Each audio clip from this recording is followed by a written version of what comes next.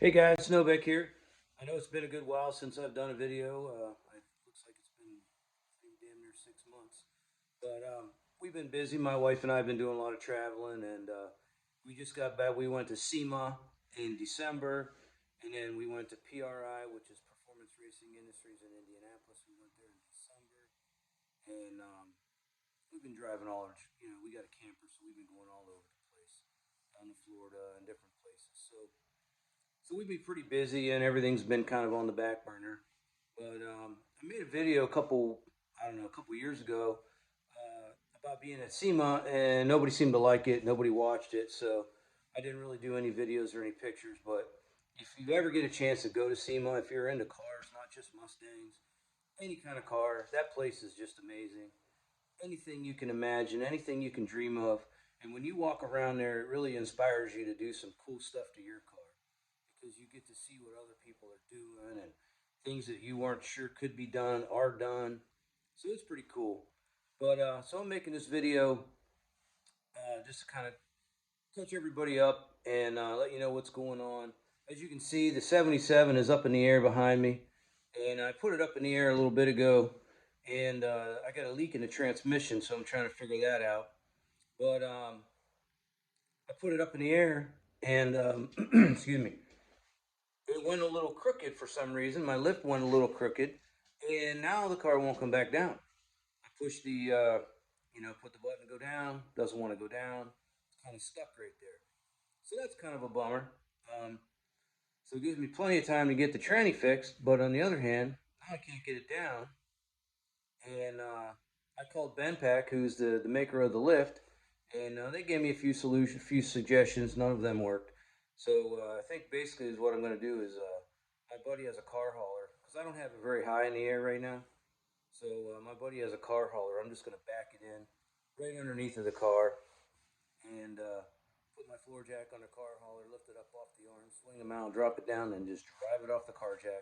I feel like that's the safest way to do it than to start loosening oil line, hydraulic fluid lines, and everything, and letting all the fluid drain because with it being a little bit crooked, it must have a bind on it. It doesn't want to come down. So I personally think that's my safest bet. I don't know. Let me know what you think if anybody's ever had this problem. So you get the car up there, work on the transmission. Guess what? Still leaking. Whatever I did wasn't the right thing. So I'm gonna have to get back on that, figure out where that fluid's coming from. I may just end up pulling the whole transmission out and rebuilding it, resealing everything because I've been battling with that leaking transmission ever since I've had the car. So there's something going on. I don't know. Maybe maybe the case is cracked. I'm not really sure. I'm gonna have to pull the whole thing out and see what's going on. But anyway, so I get the car up. This thing breaks. Well, my air compressor. Okay, so I got the a Husky. It's from Home Depot. I didn't feel the need to spend $3,000 on a one of those giant industrial ones. I thought this one worked pretty good. And as you can see, I've got it run. It goes all through the garage. You can see these lines. So every single room in my garage, I've got air lines running through, and I can hook up an air hose into every room of the garage. And it's a pretty cool system. Runs all through. Guess what? The air compressor broke. The lift broke. Air compressor broke. The electric motor part works, but the pump must have seized up. I know there's fluid. I know there's oil in it because it has a glass peephole, so I could see there was fluid in there. And I hadn't had it long enough for it to for the oil to go bad, for it to just seize up from bad viscosity or whatnot. So I haven't even had to change the oil. So the whole thing broke. They went $350 to ship me another motor because, as it turns out, the warranty was only for a year. And guess what?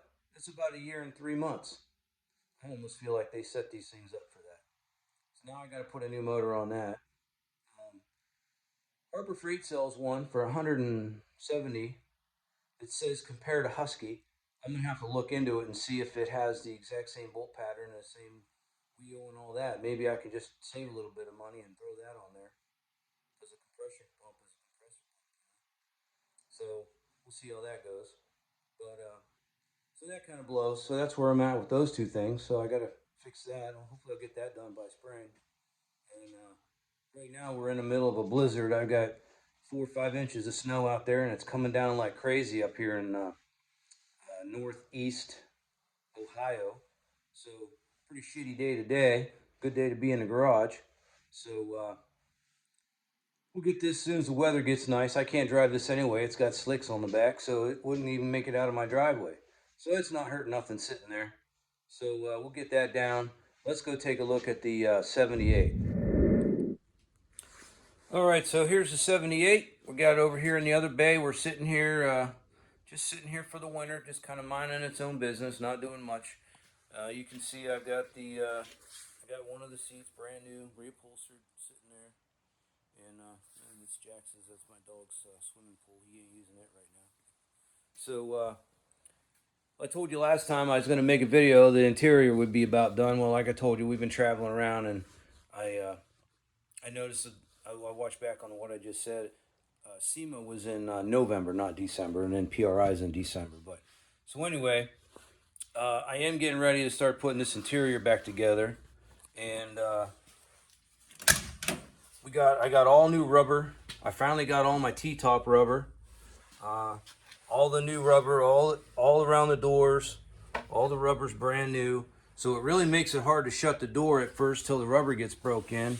But all the rubber for all the windows, all the way around the T-tops, the rubber on the T-tops, everything all the way around, all the seals, all brand new from Classic Auto Reproductions.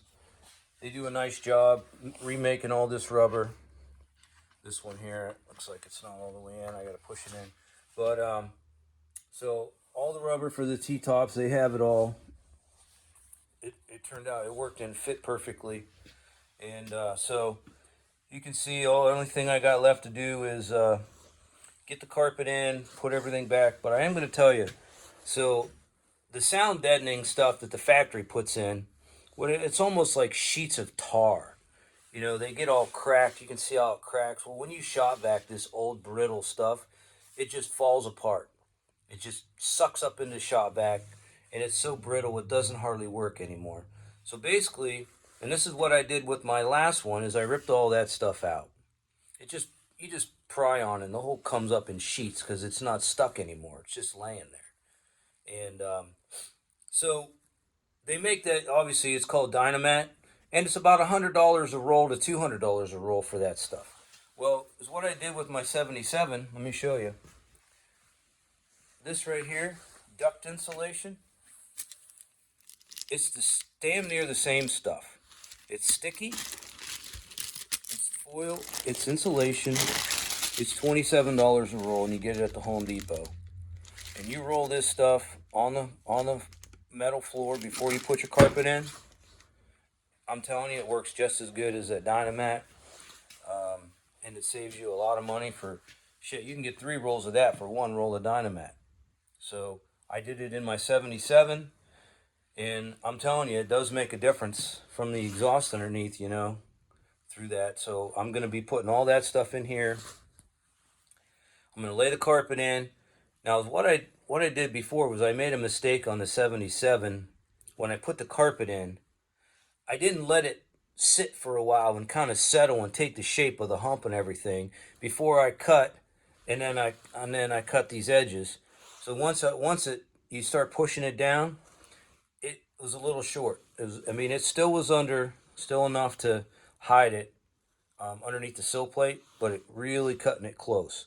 So I'm gonna put it in here and let it sit, push it down. Maybe I'll put some weights on it and get it to take the shape over the hump before I cut the shifter and the emergency brake hole, because the new carpet, it's one big piece. It doesn't come cut. So take the shape, put everything in. I'm going to put the seats in. Everything's going to go in before I even cut the excess that's hanging out over the sill plate. That way I know that everything's in, and my wife has a steamer for steaming clothes. And maybe I'll even steam it a little bit and try and make the shape a little bit better. So I'll be doing that, and I'll get this interior all back together. Now these 2 panels that I have that go in the back, I've had to do some major repairs, and I'll show you what's going on with those.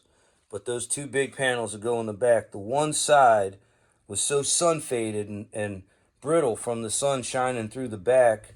Apparently, this car had been sitting outside at one point before I found it in the garage, in a garage, and it kind of just, I don't know, rotted a hole through the top. So I patched it. I'll show you that in a few minutes, what I did and what I think I'm going to do to make it right. And then I'm going to have to repaint those, put those back in. But yeah, I'm pretty excited to get this thing back together. I think I'm going to put a new shifter in it.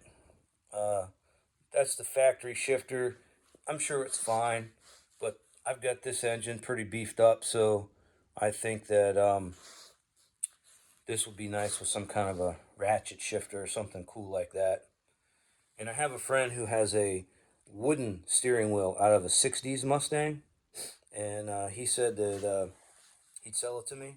So let me know what you think about that. I think a wooden steering wheel in here would actually look pretty sweet with all the white interior and the blue car. And I will be making that clock work again too. So that'll be pretty cool. So that's what's going on. So the next couple videos that I do will be getting this interior back together. And I'm pretty excited about that. Let's get the Mustang down off the lift and see where we go from there. So here are the panels that go in the back down in my basement here. These are the ones that go in the back across the back quarters. And you can see they're just completely filthy and they're kind of crusty. So I don't even know. I'm going to see what I can do, but every time you touch it, you just get shit all over your hands. It just keeps on coming off. It's like touching the siding of a house that's been dry rotted, you know. So if I can get that and then paint them, see what happens. Maybe I'm just going to have to find another set from another car. But this one, so this whole top piece here was just completely crusty and broken. So what I did was I fiberglassed. Made a, you can see where that the dark is where the hole was. I fiberglassed a whole panel under there, patched it, top, did that and the top. And then I took this flex filler. So that, and then these were all, you can see the darker spots, they were all big divots in this. So I just kind of filled that. And then I'm going to sand this. And then I filled the top and kind of got it as smooth as I could with the spatula, and then I'm going to sand that down. The only problem that, and maybe you guys, somebody can tell me, you know how this plastic has this texture to it? Once I sand all this, that texture is going to be gone in these areas. And I just wondered if there's something that you can spray back over and put that texture back in its place before you paint it. If anybody knows anything about that, please let me know. I went to the local place where they sell all the body filler and stuff, and they didn't even know what I was talking about. So there has to be some kind of a flex, like a fleck paint that I can spray on here that'll leave some kind of a texture that'll match similar to that. The only other option I thought about was wrapping this, sanding it all, and then wrapping the whole thing with some kind of a white vinyl. But I don't know. I'm not an interior upholstery guy, so that's above what I could probably do it, I suppose, but I don't know how that would look because the rest of the car is not going to be wrapped in vinyl. It's going to be plastic. So I don't know. Maybe it might look bad because the door or look okay because the door panels are white vinyl. Maybe these wouldn't look too bad like that. Maybe I take it to an upholstery place where I did my seats. Maybe they can do the whole thing. I don't know. We'll see. But I'm gonna see how this turns out with what I do here, and we'll go from there. So that's where we are with these two panels. So we'll try and get these cleaned up, get them painted, see how they look, and get them fit back in the car, and see how that goes. So that's all I got for today. Take a look out there. Nothing but snow, gray, white, gray, gloom, misery. Hey, look, there's Jaxie boy. He's nosing around. So I just want to thank everybody for sticking around, watching the video. I know it's been a while. I'll get back on this and we'll get these videos going and keep you updated on this 78. I want this thing, I want to be driving this car by spring. Been working on it for a couple of years now and I'm pretty much ready to drive it. It'd be fun to go to a car show. I'll let my wife can drive the T-top. I'll take the 77 and nobody else at the car show around here when we go to car shows. Nobody has a 70s Ford 78 Mustang. Believe it or not, though, my neighbor has a 76 in his garage. Springtime, I'll show you that. It's beautiful. It's a four-speed, um, all original, nothing special. It's just a V8 four-speed, but it's in perfect condition. It's just sitting there. It might be for sale. If it is, I'll let you guys know. But so I appreciate you guys watching the video. I'm going to keep them going, and hopefully the snow goes away pretty soon because I hate it. I don't know why I live here. I wish I. Sometimes my wife and I talk about packing up everything, selling everything, and moving to Florida, where it's nice. I just saw a video of a guy talking. It's almost ready to go to the beach in Florida already. Uh, Here we are, January. I got 4 inches of snow on the ground. Nowhere near beach weather, so don't like it. I'm sick of it. Hat, winter coat, electric coat. We got the Milwaukee power up, turn on the heat. I don't know if any of you guys try one of those jackets. They're awesome. It's like wearing a heated blanket everywhere you go. I love it. So when you're outside all the time like me, you got to have something to keep you warm. I ain't getting any younger, and I hate being cold. So spend the money, get something nice. So I'll talk to you guys later. Make sure you show this to everybody you know. Share it, like it, tag it, clip it. I don't care. Step on it. Just enjoy it. See you guys later.